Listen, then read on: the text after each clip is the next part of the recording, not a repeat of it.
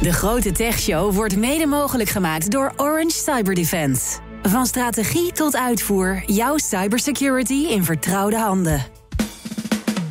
Goed dat je luistert naar de grote techshow. Tech verandert onze wereld.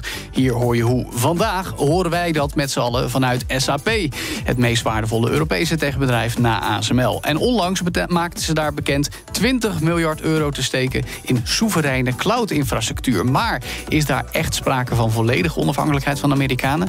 Dat willen wij weten. En wij zijn in mijn geval Joe van Burik. En bij mij Daniël Mol. Want Burg is een weekje aan het dwalen in de VS. Dus Daniël is er. Fijn dat je er bent. Wat er verder speelt in de wereld van tech hoor je elke donderdag, ook deze week van Daniël en mij in onze extra podcast. Dan moeten we het denk ik hebben over iets met chatbots en stemadvies. Stemadvies inderdaad. En AI-webbrowsers misschien ook wel. Ja. Misschien ook wel een storing. Maar goed, dat hoor je allemaal in de grote techshow als je je abonneert in je favoriete podcast app. Nu is het tijd voor SAP, de grootste leverancier van digitale dienstverlening in Europa. Met ook een flink marktaandeel in de VS, moeten we zeggen. Het begon met het aan elkaar knopen van databases. Ze leveren ook cloud-infrastructuur en doen tegenwoordig uiteraard ook aan AI-koppelingen. En hoe goed ze dat doen onder de noemer digitale autonomie, gezien SAP veel werkt met Amerikaanse bedrijven, dat willen wij weten, juist nu er Europese zorgen zijn over de invloed van Donald Trump. Dus schakelen we over naar het Engels, want Duits zou voor veel van ons Nederlanders niet makkelijker zijn. En zeg ik, welcome to our show. Martin Merz, president of SAP Sovereign Cloud. Welcome. Yeah, thank you very much, Joe. Thank you for having me. Thank you. So, recently you at SAP announced a 20 billion euro investment in cloud, specifically aimed at Europe.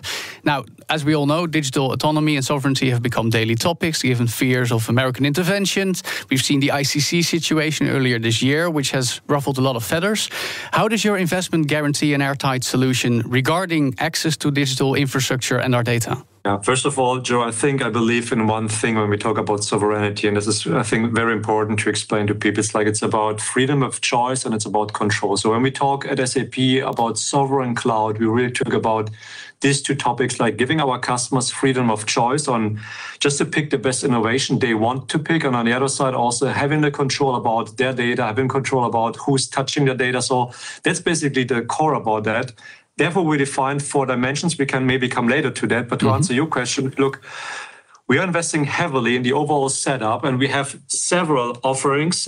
As you can just imagine, when we talk about our customers, about sovereignty, it's about customers who have high, secure, and sensitive environments. So it's really about giving them the choice, and there's no one size fits all. So as you're aware, SAP has several offerings, like we have SAP Sovereign Cloud and on AWS. We will have SAP Cloud, also the Sovereign Cloud on our own SAP Cloud infrastructure. We have already the Delos setup in Germany. We will bring our SAP Cloud infrastructure to basically the customer where the customer requires that. So that's a wide range of possibilities, including the top-tier sovereign solution you're offering, as you said, through Delos, a German company abiding by German law, operated by German staff, fully compliant. Correct. So I should add the technology, as you told me, I understand, is from Microsoft, but it's operated independently. But can you tell us, how does this then fully safeguard any possible intervention through US law? Yeah, look, and this is basically what I just mentioned when we come to the 4 dimensions. When we speak of sovereign cloud, when we speak of sovereignty, we have years and years of experience in this environment. It was basically not called sovereignty just years ago. It was about the topic of national security.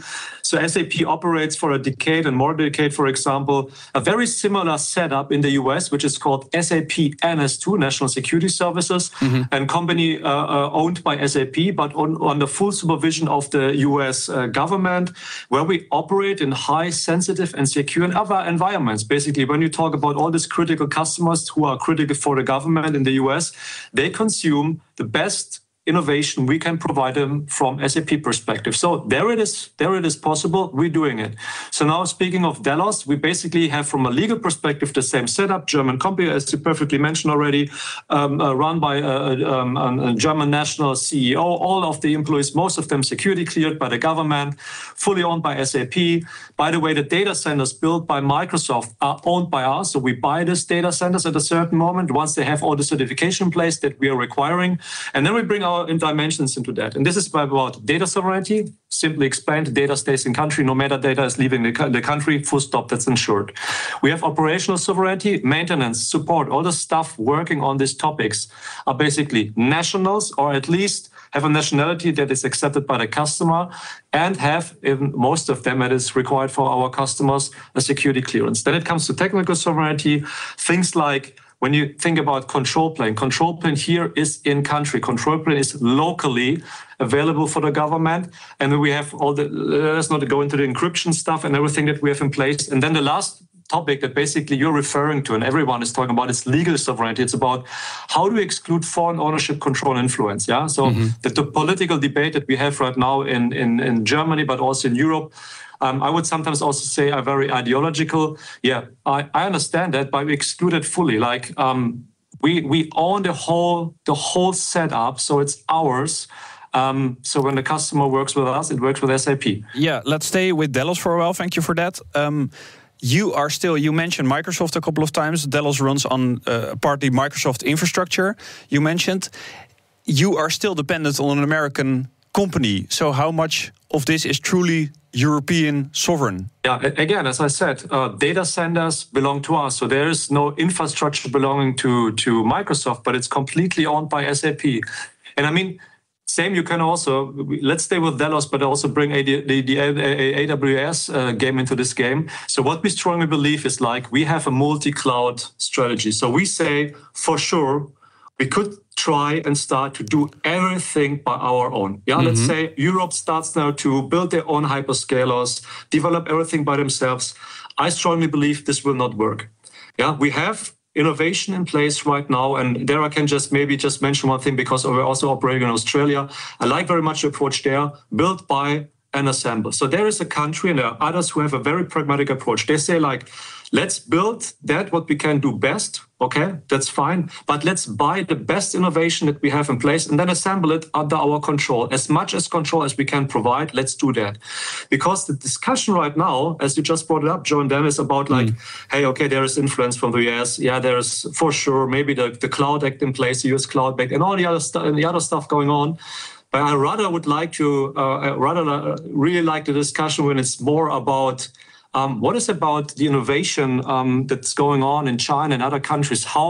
Where are they, and where are we in Europe right now? And that's also part for me when we discuss sovereignty. What I also have all the discussion on panels and politicians. Like I fully understand that it's about control, but it's also freedom of choice. But it's also like being front runner innovation. So if you think about it and have this discussion with military departments, intelligence agencies, critical infrastructures, like if you just imagine like not being part of the innovation game and just have like, let's say, a delta of 5 years in this environment, right, then you're out of the game. Then you don't need to care about security and where your data is because you're completely out of the game. Yeah. Right. So yeah, there's a debate going on. I agree on that. We will have there's certain dependency on the US regarding the AWS setup, regarding Delos. But again, we excluded from a legal perspective everything that is possible. Yeah. Now we could debate a political situation. For sure, we can do that. But still, then, just to give you a final answer, Delos can run on its own. So we have some measures in place how we can also, I would say, secure the German public sector for a long time. Yeah, but I agree. Digital autonomy for Europe is a big challenge. You acknowledge that as well, especially technology-wise. But shouldn't a large German company like SAP lead in this fight for true European digital autonomy? And we perfectly do, yeah, with the investment of 20 billion that we have in place. As I said, we have this multi-cloud offering. If you're a customer, you approach me and you tell me, Martin, I don't want to have a hyperscaler technology. Then I can offer you, then come into our SAP Cloud own infrastructure, which is just in Europe for customers who really have these requirements. If there is a legal requirement, or you just say, my board of directors or my shareholders don't want me to be part of this hyperscaler game, we have the offering. On top of that, we can also, not only in Europe, but also worldwide, now provide our SAP Cloud infrastructure, and with that, our sovereign cloud setup into your data center. So we have customers who ask us like, hey, we have the highest security requirements. We don't even care about, look, if you just imagine maybe about the military customer who tells me like, hey, I don't want to have any kind of security guys in front of the data center. I want to have my soldiers in front of the data center. I want to have really like the utmost, the best physical security setup. I want to have it in my data center. I have a full control. Right. We bring it to the customer. Not a problem. Yeah. We can do that. So with that, we have basically everything in place. Right. So as you just mentioned, even if it's really required, you are able to maintain and facilitate everything. Following up a little bit, Martin, speaking technically, you have everything in place to maintain code, to sort out any security risks without any involvement from Microsoft whatsoever? We can do a lot on our own. There are some specifics I can't talk about because this is also something where we would say in sensitive discussions with the regulators. And that's maybe also something to mention here. We are not the company who says like to the market, we have the sovereign setup in place because we say so. It's always aligned with the regulators in the country, with the national security apparatus. So basically, when we talk about data sovereignty, it's always like in Germany aligned with the BSI. So the BSI is looking into what we are doing with Delos, and they give us the approval. Like that's fine for us, or that's not fine for us. Every patching, whatever is going in and out, it's always under supervision of the BSI. Same setup in all the other countries. If you just imagine, we serve highly sensitive customers. So we work together with all the other agencies around the world, with the regulators, with the cybersecurity agencies who tell us like, okay, this for us, from a legal perspective, is sovereign. We would like to have a certain oversight. Right. We will arrange the way it is like this and that.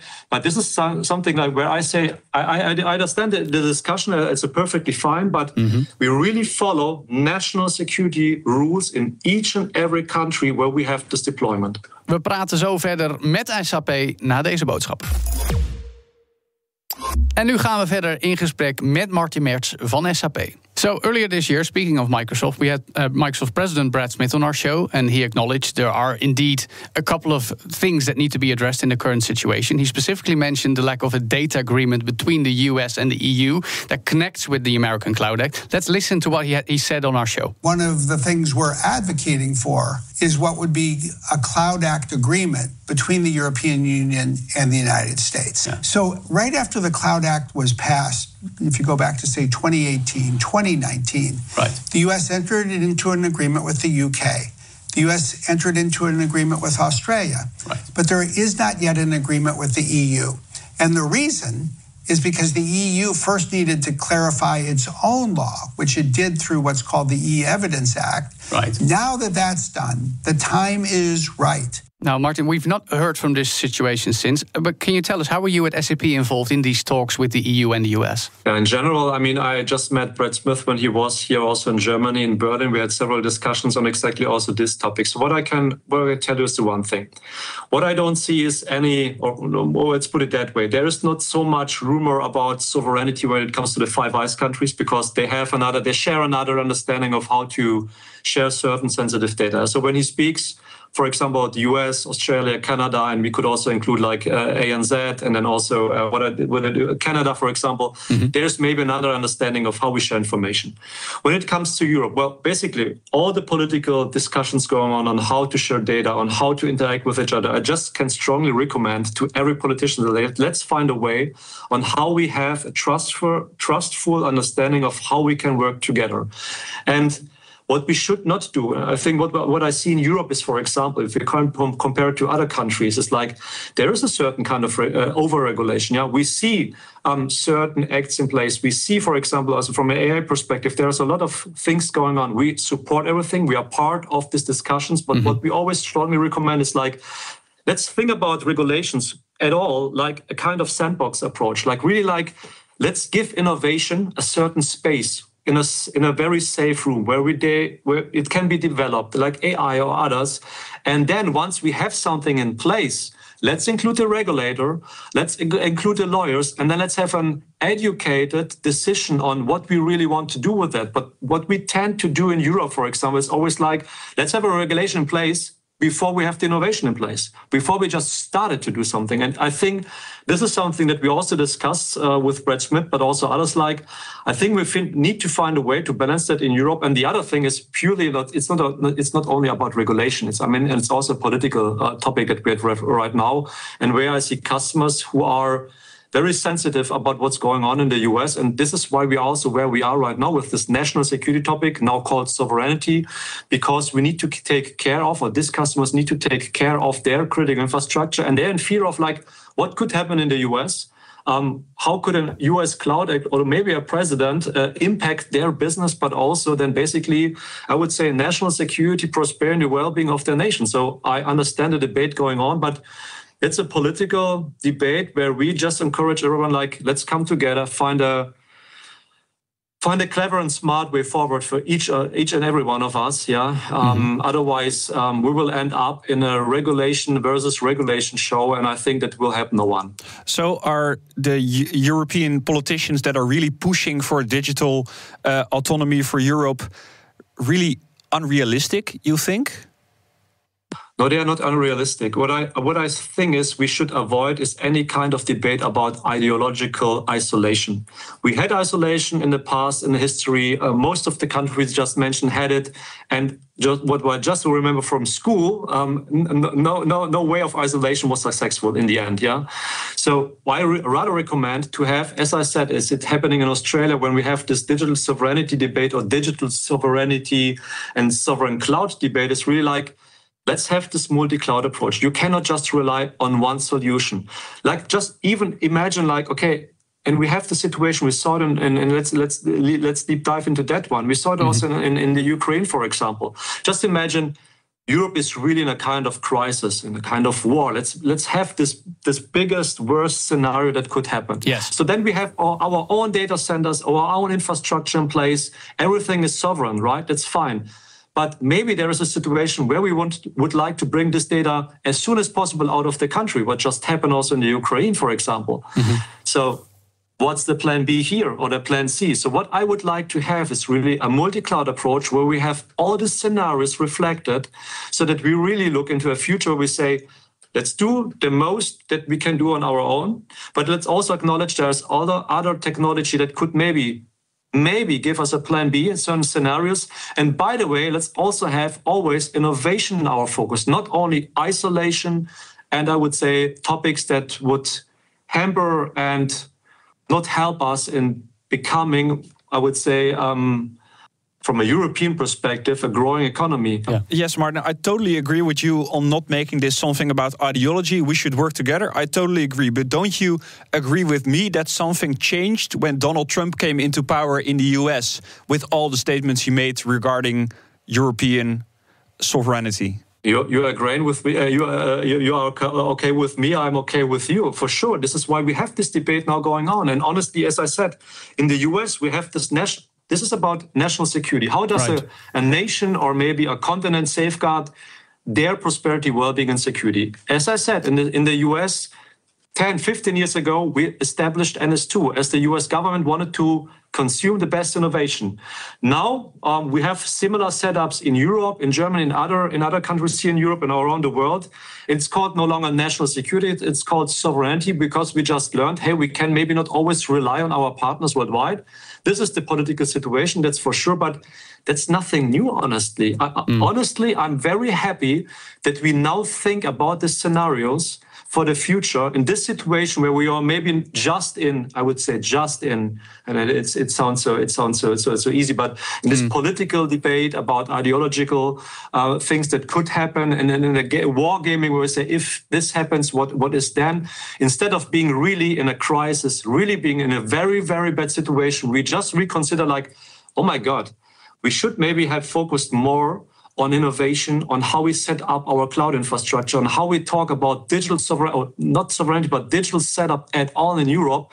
So I'm very thankful for the situation this right now for Europe, because we're growing up right now. We're having these debates about Europe on how to really have this digital sovereignty in Europe. And Daniel, yes, to a certain degree, I also then really okay with what you say, but it's a painful a process for us, but we have to go through that to really make up our mind on what will happen in the future and how can we best set up Europe in that way. Yeah, I have 3 more questions I'd really like to address. And the first one, please, Martin, is the distinction between commercial clients and governmental clients. I'd also like to mention the news that Nextcloud, far smaller, slightly different digital service provider, announced today that the Austrian government is increasing their switch over to their services. The Dutch government is trialing with their services. Denmark, on a different dossier earlier this year, switched over from Microsoft to open source solutions. If we look at this bigger picture, surely there's an opportunity for you, maybe just in terms of European national governments, to cater to their new cravings? Well, if I understand your question correctly, is if the way is really like people are still focusing on the hyperscalers and others, correct? Obviously, there's a destination between cloud and office software, but there's also a combination there. So, your thoughts? We have a huge appetite in Germany because we were asked from the German government to establish Delos to consume Microsoft services in a sovereign way for them. Yes. We have the same setup, by the way, that is established by Capgemini and Orange, two companies in France, with Bleu. Yeah, basically exactly the same setup, just in 2 different countries. There are also other countries approaching us and asking us, could we also leverage that setup? Would that be possible? Well, this is something that we need to discuss with Microsoft, but for sure there is a certain appetite on, if we really talk about Microsoft services, on how they could consume in a sovereign way this Microsoft services. Now, in general, what I can tell you for all offerings, as you just brought up, sensitive customers, commercial customers, for all offerings regarding our sovereign cloud solution, I don't really see a difference. I have customers who really would like to have this hardcore on-site offering where we really bring our infrastructure, our sovereign cloud to the customer.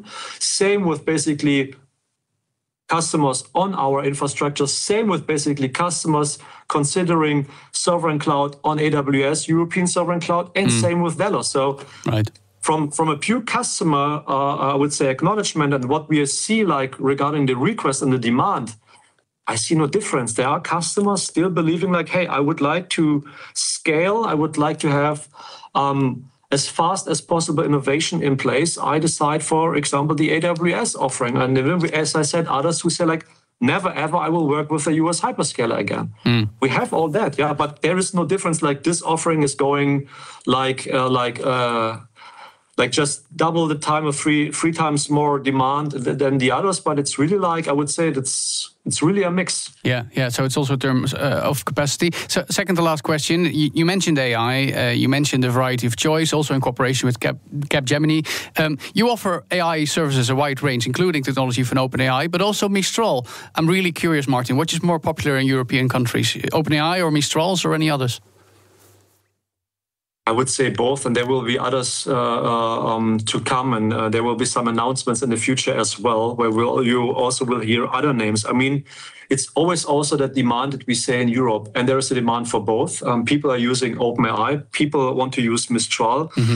Same debate here. Maybe there are some customers who rather would like to have a European offering only, but then we also have others who say like, we would like to have OpenAI. By the way, OpenAI we will offer via Delos. So basically our safe infrastructure that we have in Germany, the company we just described in the very beginning, also requests from the German government. So we follow the demand. Yeah, we follow also with that the regulator who tells us like, that's possible. We have Delos, we have OpenAI. Basically, then OpenAI delivers the OpenAI models, keeping them up to date, ensuring safety, and Delos handles everything related to hosting in Germany, integrating the technology into public sector applications, making sure all compliance and certification requirements are met, and support our customers locally. Yeah, so that's basically how it works. Right. And same will happen with Mistral and others. Right. Finally, then, speaking of our country, because we also see a range of investments these days from American hyperscalers themselves in the Benelux recently, up to billions going as well, including Google recently. Now, with your announcement from SAP last month with the 20 billion euros, I think it was indicated part of that investment may land in the Netherlands. Could you put a number on that and what it will be used for? I can't, and I'm not allowed to. Yeah, but we also talk to a lot of customers in the Netherlands, where you can be sure that I think they have the right mindset. I also see you guys going into kind of multi-cloud strategy, and I just can appreciate that because I think that we have an open dialogue also with all the customers there, also with various offerings that are requested.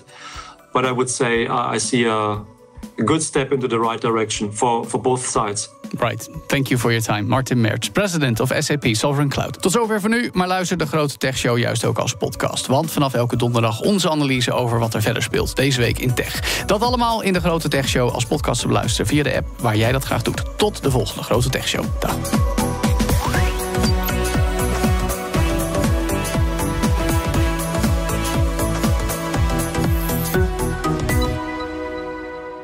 De Grote Tech Show wordt mede mogelijk gemaakt door Orange Cyberdefense. Van strategie tot uitvoer, jouw cybersecurity in vertrouwde handen.